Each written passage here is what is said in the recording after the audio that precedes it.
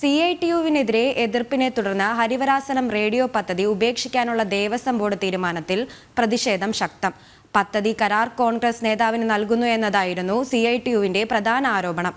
എന്നാൽ താനിപ്പോൾ കോൺഗ്രസിൽ ഇല്ലെന്നും ബോർഡ് മുന്നോട്ട് വെച്ച മാനദണ്ഡങ്ങൾ അനുസരിച്ചാണ് റേഡിയോ അവതരണത്തിന് അനുമതി നേടിയ കരാർ ലഭിച്ച ബാലകൃഷ്ണൻ പെരിയ ജനൻ ടിവിയോട് പറഞ്ഞു.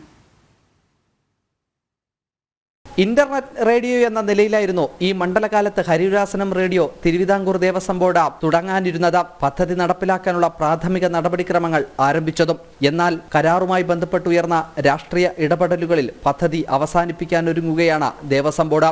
പദ്ധതിയുടെ കരാർ കോൺഗ്രസ് നേതാവായ ബാലകൃഷ്ണ പെരിയയ്ക്ക് നൽകാൻ കഴിയില്ലെന്ന ഭരണാനുകൂല സംഘടനയായ CITU നിലപാടിനെ തുടർന്നാണ് പദ്ധതിയിൽ നിന്നും ദേവസ്വം ബോർഡ് പിന്മാറുന്നത്. എന്നാൽ താനിപ്പോൾ കോൺഗ്രസിനില്ലെന്നും ബോർഡ് മുന്നോട്ട് വെച്ച മാനദണ്ഡങ്ങൾ അനുസരിച്ചാണ് റേഡിയോ അവതരണത്തിന് അനുമതി തേടിയതെന്നും കരാറു ലഭിച്ച ബാലകൃഷ്ണൻ പെരിയ ജനം ടിവിയോട് പറഞ്ഞു. ഏത് വികാരമാണ് അവരെ നയിച്ചത് എന്ന് ഇപ്പോഴും എനിക്ക് പറയാൻ വേണ്ടി കഴിയില്ല. പക്ഷേ അവർ അതിനുവേണ്ടി ഉപയോഗിച്ച ആയുധം അത് ഞാനായിരുന്നു. പക്ഷെ അത് തെറ്റാണ്. കാരണം തെറ്റായ വഴിയിലൂടെ ഈ കോൺട്രാക്ട് സ്വന്തമാക്കാൻ ശ്രമിച്ചു എന്നുള്ളതാണ്. ഞാൻ ഒരിക്കലും അങ്ങനെ ചെയ്തിട്ടില്ല എന്ന് മാത്രമല്ല, ഈ പ്രോജക്റ്റ് വഴി തിരുവിതാംകൂർ ദേവസ്വത്തിന് വലിയ ഒരു മുതൽക്കൂട്ട് സ്വാഭാവികമായും പരസ്യ വിപണനം വഴി അല്ലെങ്കിൽ പരസ്യ സ്രോതസ്സുകൾ വഴി ഉണ്ടാക്കി കൊടുക്കണം എന്നാഗ്രഹിച്ച ഒരാളാണ് ഞാൻ. അതിനെയാണ് ഇപ്പൊ തടസ്സപ്പെടുത്തിയിരിക്കുന്നത്.